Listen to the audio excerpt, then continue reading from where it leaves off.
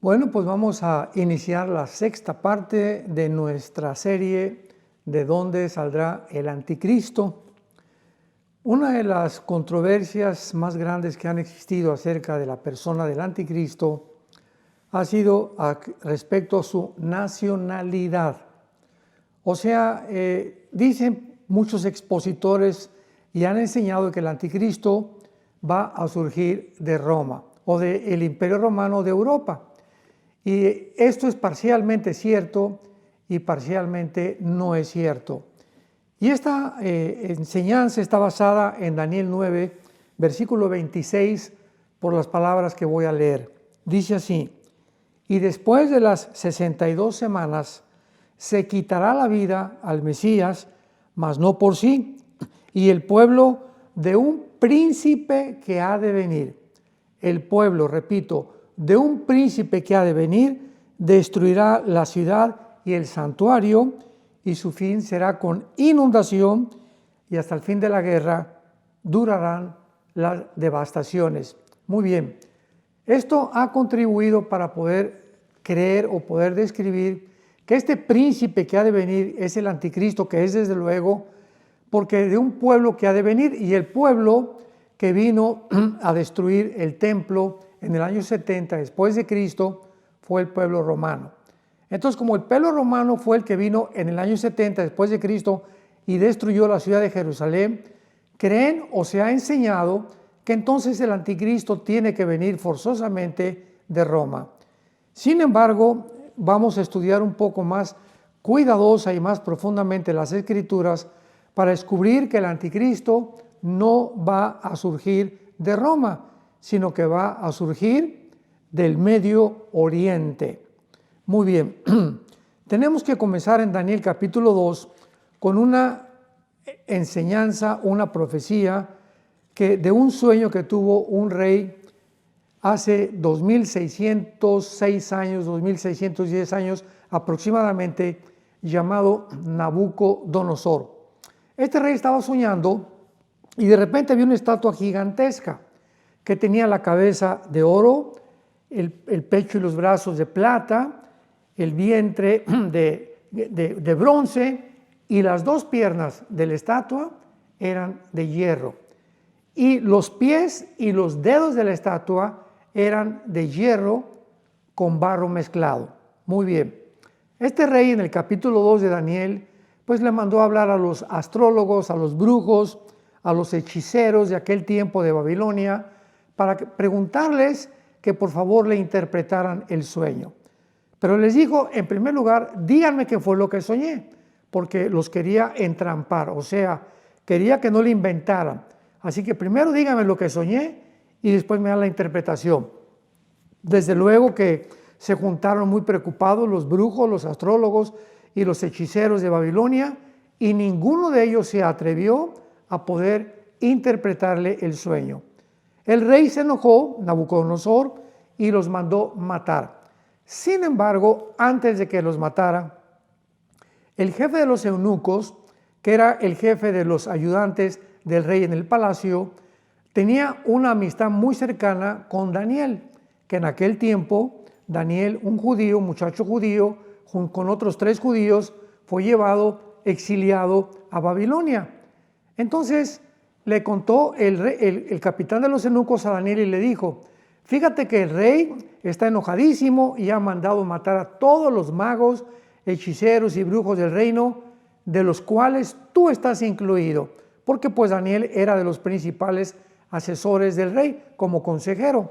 Entonces Daniel le rogó al capitán de los eunucos que le dijera al rey que por favor los dejaran orar durante algún tiempo y él le iba a interpretar el sueño y el significado del sueño.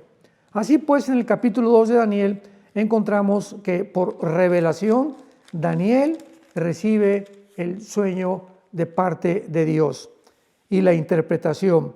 Dice el versículo 19 del capítulo 2 del libro de Daniel: entonces el secreto fue revelado a Daniel en visión de la noche, por lo cual bendijo Daniel al Dios del cielo y dijo: sea bendito el nombre de Dios en siglos, porque suyos son el poder y la sabiduría. Él muda los tiempos y las edades, quita reyes y pone reyes, da la sabiduría a los sabios y el conocimiento a los entendidos. Para ya no seguir más adelante con esta lectura, vamos a resumirlo cuando Daniel se presenta entonces después de que Dios le revela el sueño ante el rey Nabucodonosor y le dice lo siguiente: Rey, tú soñaste una grande estatua con la cabeza de oro, los brazos y el pecho de plata, el vientre de bronce, etc. Quiero decirte que la cabeza de oro representa a tu imperio, o sea, a Babilonia. Después vendrá otro reino, le dijo Daniel, vendrá otro reino que representa la plata bajo el pecho y los brazos que tienen este metal. Y este reino pues será, desde luego, de acuerdo a la historia, los medos y los persas. Y esto es completamente basado en la historia tal y como sucedió. Esto es impresionante de las profecías bíblicas. Y Daniel continúa diciéndole, y después de este segundo reino vendrá otro que de acuerdo a la historia representa el vientre de bronce y que fue Grecia bajo Alejandro el Magno. Y finalmente Daniel le dice al rey, y vendrá un cuarto reino representado por las dos piernas de hierro. Y este cuarto reino, de acuerdo a la historia, lo sabemos que fue Roma. Así que tenemos nosotros la descripción de estos cuatro imperios hace 2600 años, cuando Daniel estaba bajo el imperio babilónico, describiendo los imperios que a través de la historia cronológicamente iban a suceder el imperio babilónico, que fueron los medos persas, en tercer lugar los griegos y en cuarto lugar el imperio romano. Sin embargo, vemos nosotros que también los dedos de los pies y los 10 dedos de los pies representan el final gobierno de la historia del mundo. ¿Qué es lo que quiero decir con esto? Bueno, dice Daniel capítulo 2, cuando le acaba de interpretar todo absolutamente, en el versículo 41, y esto es muy importante, centremos nuestra atención un momento en esta descripción y en esta revelación bíblica. Dice Daniel 2, 41, y lo que viste de los pies y los dedos, en parte de barro cocido de alfarero y en parte de hierro, será un reino dividido, mas habrá en él algo de la fuerza del hierro, así como viste el hierro mezclado con barro cocido. Y por ser los dedos de los pies en parte de hierro y en parte de barro cocido, el reino será fuerte en parte y también frágil. Y en los días de estos reyes, o sea, ¿qué representan los 10 dedos de la estatua de Nabucodonosor? El último gobierno del mundo, que será la confederación del Mediterráneo, que formará ni más ni menos que el anticristo. En los días de estos reyes, el Dios del cielo levantará un reino que no será jamás destruido. ¿Qué exacta es la profecía? Se tienen que levantar 10 naciones que van a formar un G10, una confederación política. Lo vamos a ver, que por ser los dedos de barro y de hierro será un reino dividido. Al mismo tiempo que se van a juntar, no se van a poder mezclar, porque vamos a ver, ¿verdad?, que esta mitad del reino y esta mitad del otro reino será de los países del oriente, 5 naciones, y 5 naciones del occidente, que es Europa. Así que, para concluir rápidamente, va a unir una confederación de 5 naciones del oriente, 5 naciones del occidente, para formar un G10, y dice la Biblia que cuando estos reyes comiencen ya a levantarse, vendrá un reino que no será jamás destruido, ni será el reino de bajado a otro pueblo, permanecerá para siempre.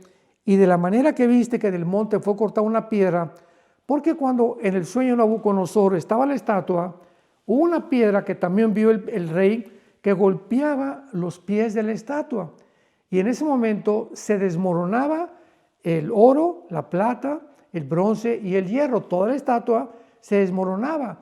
Y estos 4 imperios representan los imperios que van a formar de una forma uniforme la confederación final del anticristo. Entonces, cuando esta piedra golpea los pies de la estatua, estarán Babilonia, que representa la cabeza de oro.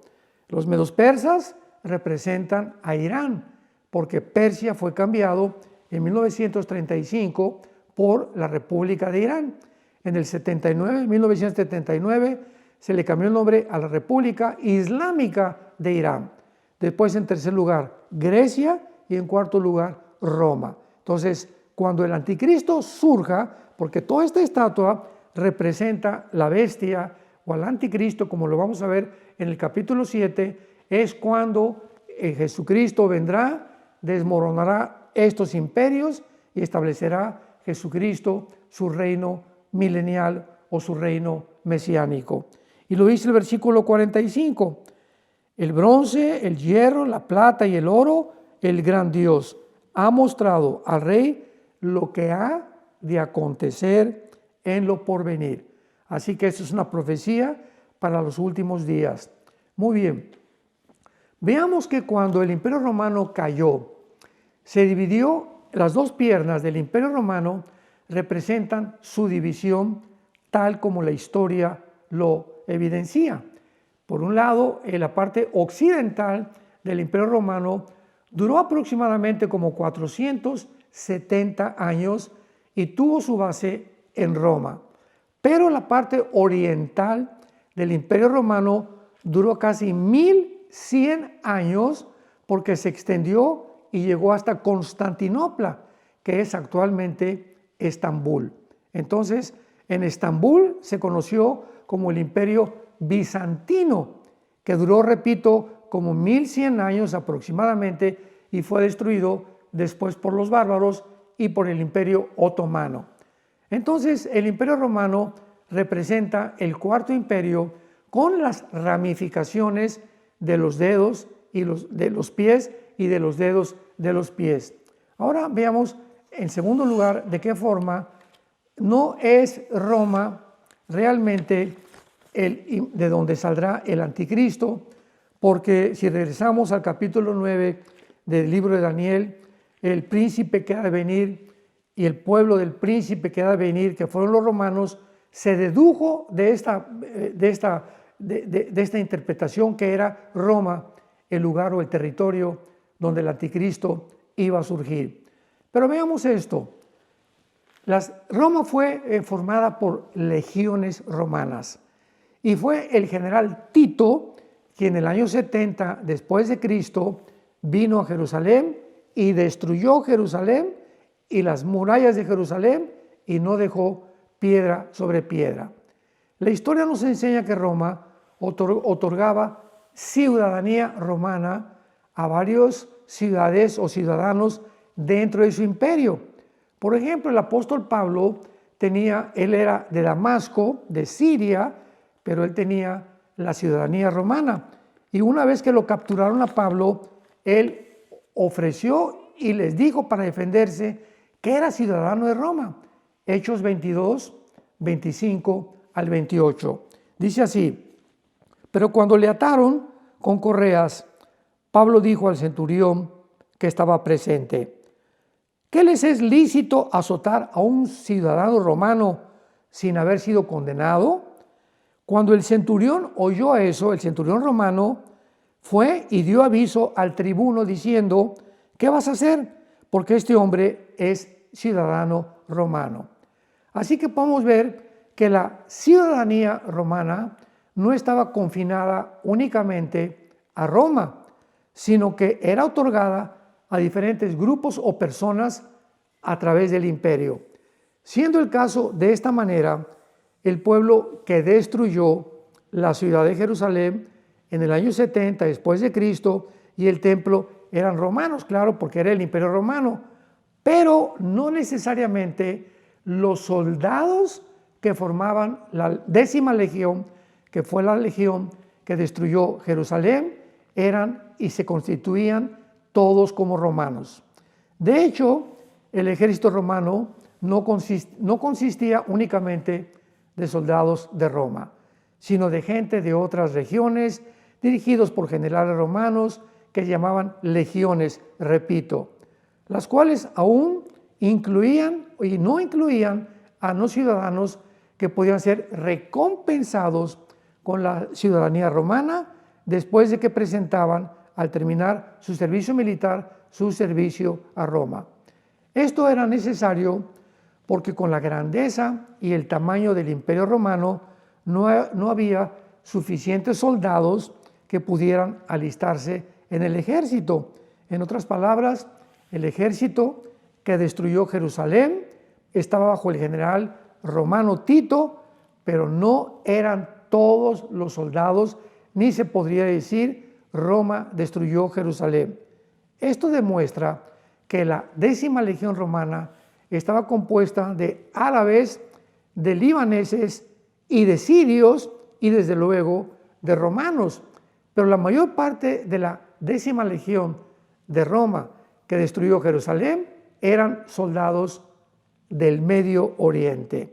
Así que podemos nosotros ver claramente de qué forma esta teoría se desvanece, de que realmente el anticristo va a surgir de Roma, porque los soldados que atacaron Jerusalén eran el príncipe que ha de venir, eran o provenían de Roma. Ahora muy bien, llegamos al capítulo 7 de Daniel y encontramos que Daniel ahora no es el rey Nabucodonosor, sino que es ahora el mismo Daniel quien tiene un sueño o una visión donde ahora los 4 imperios que representa el estatua de Nabucodonosor, Babilonia, Medo-Persia, Grecia y Roma, ahora en el capítulo 7 son descritos por el Espíritu Santo ya no como un hombre que representa la estatua, sino como 4 bestias. La visión de Nabucodonosor fue de la perspectiva en la que se ven a los imperios, pero la visión del capítulo 7 es la perspectiva de cómo Dios ve y considera a todos los imperios que han habido desde el principio de la humanidad y que todos han sido distinguidos porque persiguieron a Israel. Y estos imperios son Egipto, fue el primer imperio, recordamos, que llevó cautivo a Israel. Después vinieron los asirios, después los babilonios en tercer lugar, después los medos persas en cuarto lugar, en quinto lugar los griegos y en sexto lugar Roma. Así que ahí nos quedamos bíblicamente, porque la Biblia describe estos 6 imperios, 4 de Daniel a nuestros días y 6 desde el tiempo de los asirios y los egipcios. Entonces es importante que nosotros podamos entender esto, porque en Daniel 7 estos imperios son descritos en el versículo 4, el primero como un león. Y dice la Biblia, tenía alas de águila. Este león representa al primer imperio de Daniel, Babilonia. El segundo era como un oso. Veamos los animales representados, porque los vamos a ver en el libro de Apocalipsis por el apóstol Juan, describiéndonos a dónde pertenecen estos animales, estos territorios y estas naciones. Entonces tenemos el león que representa en Daniel 7:4 a Babilonia. El segundo al oso que representa a Irán.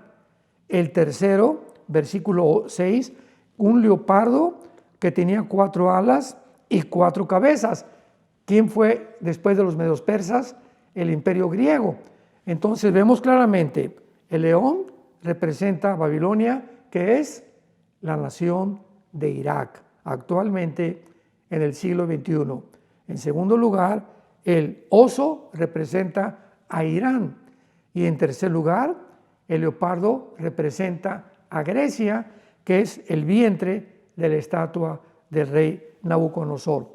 Ahora veamos esto en el libro de Apocalipsis, capítulo 13, y esto es completamente asombroso porque, vuelvo a repetir, evidencia claramente la veracidad de la palabra de Dios.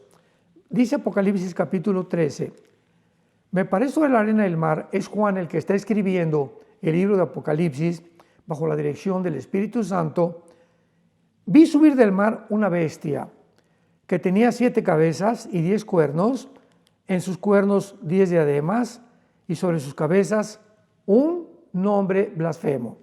Atención, la bestia que vi era semejante a un leopardo, que era la tercera bestia de Daniel capítulo 7 y que representa, ¿se acuerdan?, al imperio griego. Sus pies como de oso, el oso representa a Irán en Daniel capítulo 7, y su boca como de león, el león en Daniel 7 representa a Irak.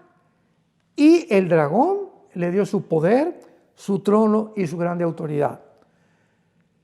Esta figura que nos presenta el Espíritu Santo nos dice claramente, por tener el cuerpo de un leopardo, que las naciones más importantes, porque el leopardo representa a Grecia, pero es importante recordar que cuando muere Alejandro el Magno, su imperio se divide en cuatro divisiones, que fueron Egipto, que fueron Turquía, que fueron Macedonia y que fueron y Siria, Egipto, Siria, Macedonia y Turquía. Egipto, Siria, Macedonia y Turquía. Son las 4 naciones en que se divide en los 4 generales a la muerte de Alejandro el Magno. Entonces, cuando la Biblia dice claramente que el leopardo, que es el que domina el cuerpo de la bestia, o sea, de que la bestia es el anticristo, nos muestra que estos 4 divisiones que tuvo Alejandro el Griego son las 4 divisiones en el Medio Oriente, que son las naciones que formará el anticristo. En conclusión, ¿qué te estoy diciendo? Que cuando se levante el anticristo, él va a tener a Egipto, va a tener a Macedonia, va a tener a Turquía y va a tener a Siria. Qué interesante, Siria, Egipto, Macedonia y Turquía, 4 naciones que van a formar parte en el Medio Oriente del imperio del anticristo. Esto es asombroso porque vemos ahorita el conflicto tan grande que hay en el Medio Oriente. Siria, hasta hace algunos meses, todos sabemos que estaba controlada por Irán y por Rusia, porque Rusia pues tenía en Siria la única base naval, ahí en Turkmenk, que es un puerto que está cerca de Siria y que está colindando con el mar Mediterráneo. Entonces a Rusia le convenía tener un puerto en Siria que da al Mediterráneo porque era el único lugar naval que Rusia podía tener como acceso al mar Mediterráneo. Así que Rusia defendió a Siria cuantas veces pudo durante muchos años. Sin embargo, algo sensacional, algo completamente espectacular sucedió cuando oímos que en 11 días Siria fue capturada por un grupo de rebeldes llamado el líder Al-Jolani, que fue uno de los comandantes de ISIS y de Al-Qaeda. Imaginémonos nada más quién está ahorita en Siria, junto con otros revolucionarios y grupos terroristas. Entonces, Irán usaba a Siria, Rusia usaba Siria, principalmente Rusia por la base naval, pero Irán le convenía a Siria porque a través del Líbano enviaba armas a Siria, al presidente Assad, que era el tercero en sucesión de la familia Assad como gobernante, el último gobernante que tuvo Siria. Así que cuando es capturada Siria, todos nos quedamos completamente perplejos, porque decíamos, ¿cómo es posible que pueda haber Siria caído? Yo todavía enseñé hace como 6, 7 meses que era una imposibilidad muy grande de que Siria fuera a caer en manos de cualquier otro grupo o cualquier otra nación. Sin embargo, sucedió, porque es la forma como Dios nos muestra que Él es el Dios del tiempo, Él es el Dios de las naciones también. Él levanta imperios, Él derrumba imperios, en el momento que Él quiera, de acuerdo a la oración. ¿Se acuerdan que acabamos de leer de Daniel capítulo 2? Donde Daniel alaba a Dios porque Él pone y quita a los gobernantes del mundo. Entonces, Siria pues queda ahorita en manos de un rebelde que se llama Al-Jolani, y está completamente ahora controlado por el presidente de Turquía, Recep Erdogan. Y Erdogan tiene el control ahorita de los más grandes grupos rebeldes de Siria. Sin embargo, se ha mezclado en Siria un movimiento de kurdos, de drusos, de rebeldes que estaban en contra del presidente Assad y también de terroristas que pertenecen a Golani de Irak y del Medio Oriente, antes que llegara a Siria. Entonces ahorita se podría llamar una ensalada del chef, Siria. Es una mezcla de grupos étnicos o revolucionarios que unos y otros no se llevan muy bien, que tarde o temprano esto tiene que explotar. Ahora muy bien, durante todo este tiempo Israel aprovechó cuando vino el golpe de Estado en contra de Assad y Assad salió huyendo hacia Rusia con su papá Vladimir Putin, porque siempre lo ha protegido Putin a Assad.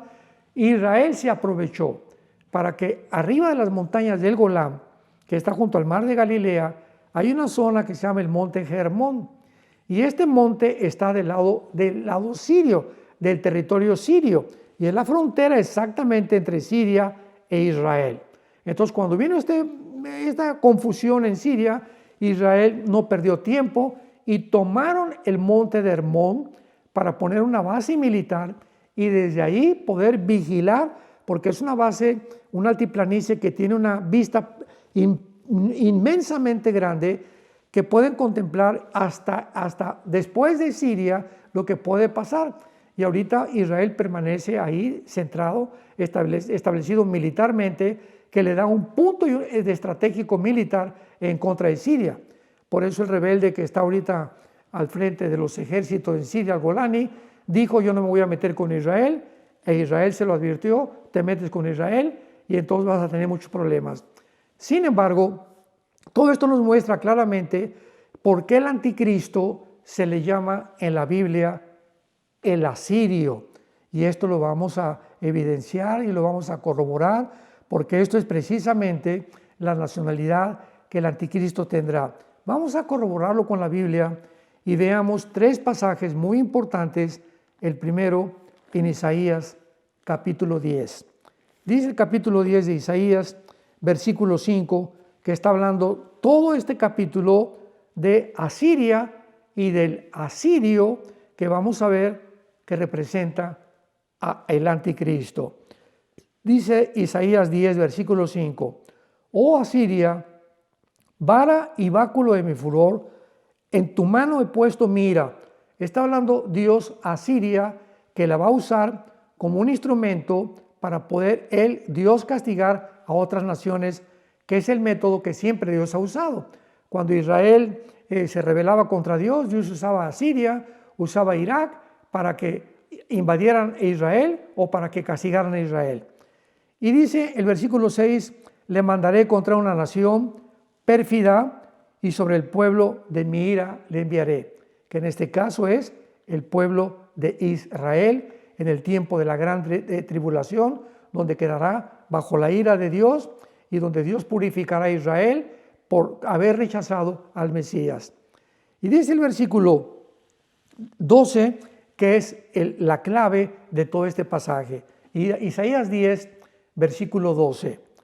Pero acontecerá, escuchemos con mucha atención, acontecerá que después que el Señor haya acabado toda su obra en el monte de Sión y en Jerusalén, castigará el fruto de la soberbia del corazón del rey de Asiria. Que clara es la Biblia, esta obra Dios no la ha acabado en Jerusalén, la terminará hasta que Jesucristo regrese. Entonces, cuando Dios termine con Jerusalén, Jerusalén sea purificado y puedan entrar al reino milenial. Cuando acepten al Mesías, como dice Apocalipsis 1:8, llorarán por aquel que traspasaron las tribus de Israel. Entonces Dios va a castigar ¿a quién? Al rey de Asiria, que es ni más ni menos que el anticristo. Vayamos ahora al capítulo 14. Vamos a seguir sumando más pasajes bíblicos para confirmar esto. Isaías 14, versículo 25. quebrantaré al asirio en mi tierra, o sea, en Israel, y en mis montes lo hollaré, y su yugo será apartado de ellos, y su carga será quitada de su hombro. Versículo 26. Este es el consejo que está acordado sobre toda la tierra, y esta es la mano extendida sobre todas las naciones. Así que vemos nosotros otra vez que la Biblia muestra en Isaías que esto no ha sucedido. Sennacherib fue uno de los últimos reyes de Asiria, y Asiria pues nunca fue castigada, ¿verdad? Ahorita está en manos completas, es Siria, la Siria actual, y está en manos de terroristas. Así que esto es una profecía completamente futura. Y vayamos ahora a otro pasaje, yo lo considero de los más importantes en el libro de Miqueas, el profeta del Antiguo Testamento, capítulo 5. Dice el versículo 5, capítulo 5 de Miqueas, versículo 5. Y este será nuestra paz, cuando el asirio viniere a nuestra tierra y cuando hollare nuestros palacios. Entonces levantaremos contra él pastores y 8 principales, devastarán la tierra de Asiria, espada, y con sus espadas la tierra de Nimrod, que es Babilonia, que es Irak y Siria, que fue la antigua Babilonia en el Antiguo Testamento. Y nos librará del asirio. Repito, nos librará del asirio cuando viniere contra nuestra tierra y hollare nuestros confines. Qué clara es la Biblia respecto a esto, y vemos de una forma inequívoca que la Biblia califica al asirio como el futuro rey del Medio Oriente, que va a ser ni más ni menos que la persona del anticristo. Ahora, vayamos rápido a la famosa profecía del libro de Ezequiel, capítulo 38, donde también por muchos años se creyó, se interpretó que Gog es la guerra de Gog y Magog, descrita en Ezequiel 38 y 39, pero se describió y se creyó que Gog era Rusia, porque la palabra que dice en el versículo príncipe soberano de Mesec y Tubal, la palabra príncipe soberano en el versículo 2 es la palabra Rosh. Entonces pues sonaba como que Rosh, pues Rusia, ¿verdad? Pero la palabra Rosh no es un nombre propio, no es Rusia, ¿verdad? Es un nombre, es un título que significa cabeza. Ahí ya viene la fiesta de Rosh Hashanah en Israel, que significa la cabeza de las fiestas. Entonces Rosh es un líder, es un comandante, es una cabeza militar, es alguien, un príncipe, ¿verdad?, que tiene a su cargo un ejército. Entonces se comenzó a enseñar que era Rusia el que era Gog y que vendría en contra de la tierra de Israel. Pero hay un versículo en este capítulo que deshace completamente esta falsa enseñanza o esta falsa interpretación de este pasaje. Y lo encontramos en el versículo 17 de Ezequiel capítulo 38. Pongamos atención. Así ha dicho Jehová el Señor. No está hablando Dios. No eres tú, le está hablando a Gog, no eres tú aquel de quien hablé yo en tiempos pasados por mis siervos los profetas de Israel, los cuales profetizaron en aquellos tiempos que yo te había traído sobre de ellos. O sea, ¿qué es lo que está diciendo Dios a Gog? Que Gog era un personaje del cual los profetas antes de Ezequiel lo mencionaron. Y pues si buscamos en todos los profetas en que estuvieron antes de Ezequiel o hasta el tiempo de Ezequiel, jamás hubo ninguno llamado Gog, ni ningún líder que proviniera del norte de Israel que se considera Rusia, sino que siempre se habló de un asirio, siempre del asirio o del rey de Babilonia, que es otro título para el anticristo. Así que pues no sé de qué forma se interpretó de que Gog era Rusia, y actualmente pues estamos viendo que Rusia no va a ser la nación que se imaginó que iba a reunir una confederación de la tierra de Magog, que la tierra de Magog es lo que se llama, es todo lo que es Tirkistán, Kuzikistán, Azakistán, todas estas repúblicas al sur de Mongolia que pertenecieron a la antigua Unión Soviética, es lo que se llama la tierra de Magog, que incluye Armenia, incluye Turquía, incluye toda esta zona del mar Caspio y del mar Negro. Toda esta zona geográfica es la tierra de Magog. Entonces también por eso atribuyeron que pues Rusia iba a tratar de recuperar estas repúblicas que perdió la Unión Soviética cuando cayó el comunismo en 1991, y que de esa manera Rusia era la protagonista de la última invasión en contra de Israel. Pero ¿cómo puede ser esto? Porque en el capítulo 39 de Ezequiel encontramos que la guerra de Gog y Magog es la guerra que representa ni más ni menos que la guerra del Armagedón. O sea, Gog y Magog es la tercera y última guerra mundial y la guerra del Armagedón del capítulo 16, versículo 16 al 18 del libro del Apocalipsis. Entonces, ¿cómo sabemos que es la guerra del Armagedón? ¿Cómo puede ser Rusia invadiendo Israel y diciendo que pues la guerra de Gog y Magog va a ser ahorita o que va a ser al principio de la tribulación, cuando es la guerra final? Porque al final de esta guerra, dice Ezequiel 39, pondré mi gloria entre las naciones cuando termine esta invasión de Gog y Magog, y todas las naciones verán mi juicio, y de aquel día en adelante sabrá la casa de Israel que yo soy Jehová su Dios. Cuando esta guerra termine, Israel se dará cuenta que es realmente Dios el que lo salvó de esta invasión. Y esto no puede suceder hasta que Israel sea purificado y reconozcan antes de que Jesucristo regrese que realmente Él es el Mesías, y cuando Él venga lo van a adorar y reconocer, y toda lengua y toda boca confesará que Jesucristo es el Señor. Así que qué importante es que nosotros podamos tener un concepto un poco más claro, estudiando un poquito más cuidadosamente y con más detalle las Escrituras, para poder poner precepto sobre precepto, línea sobre línea, y no sacar del contexto un texto para hacer un pretexto, como dice el dicho o el adagio popular. Entonces, estamos en tiempos muy importantes, tiempos preciosos. El mundo islámico no tarda en esperar al Mahdi o al líder o al guía. De acuerdo a la teología islámica, va a venir un hombre que va a ser descendiente de Mahoma, le llaman el 12º imán, que va a implantar una guerra y la ley Sharia en todo el Medio Oriente. Y cuando aparezca ese hombre, el Mahdi para nosotros será la persona del anticristo, porque será el Mahdi el que se va a sentar con Israel para firmar el pacto por 7 años, garantizándoles al gobierno de Israel de que nadie los va a tocar.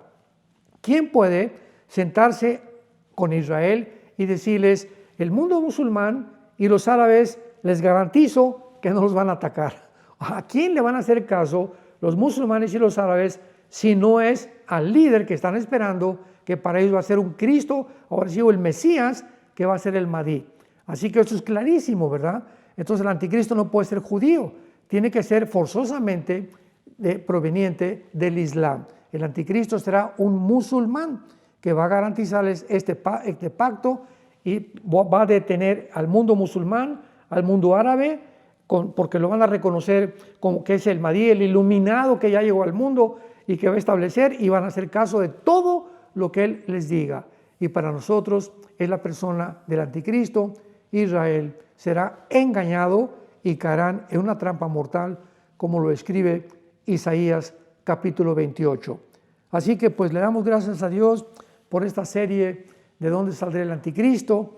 Es muy clara que la Biblia nos muestra que surgirá de la época de los babilonios y del territorio de Babilonia, que es Babilonia, que es actualmente Irak, Siria y el Líbano. Esa es la zona de la antigua Mesopotamia, o que se llama entre los dos ríos, que es los ríos Tigris de Irak, y son los ríos precisamente que se mencionan en Apocalipsis 9, en la sexta trompeta, que de Irak están atados los 4 ángeles más poderosos que van a ser soltados para matar a la tercera parte de la humanidad.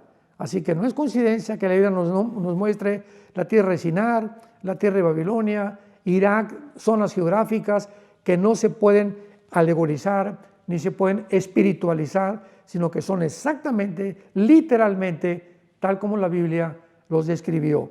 Muchas gracias y los esperamos. Vamos a seguir orando para ver si hay un poco más de material en esta serie de dónde saldrá el anticristo. Que Dios los bendiga y que tengan mucha paz.